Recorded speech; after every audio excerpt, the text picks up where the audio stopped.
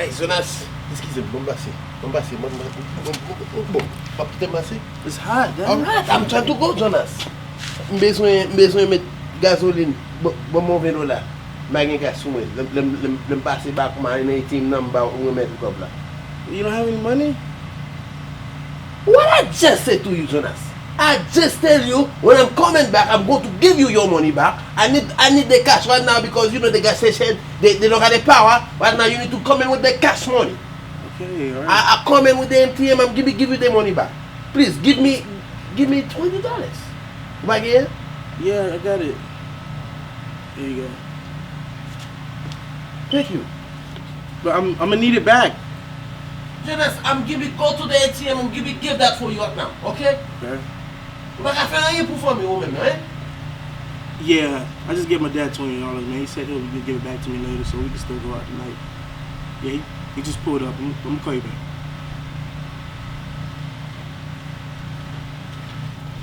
Hey, Dad, you get.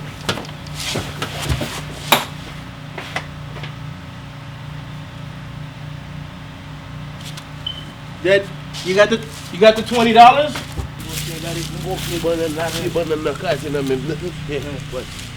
The money. What? The money. What money, Jonas? Fue no tale, ma puedo back.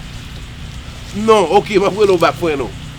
What money, Jonas? The $20 I gave you for gas for the generator.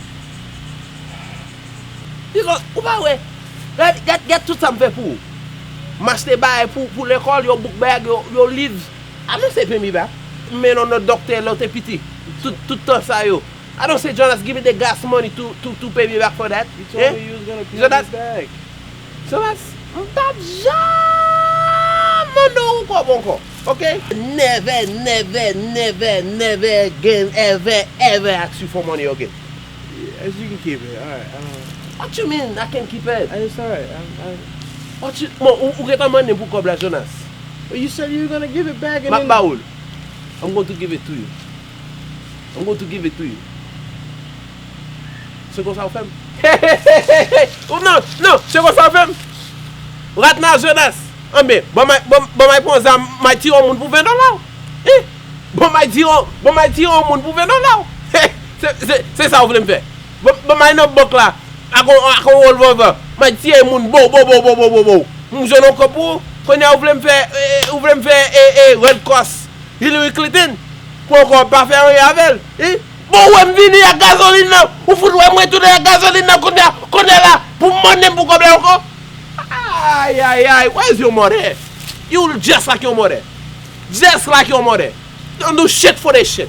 Mais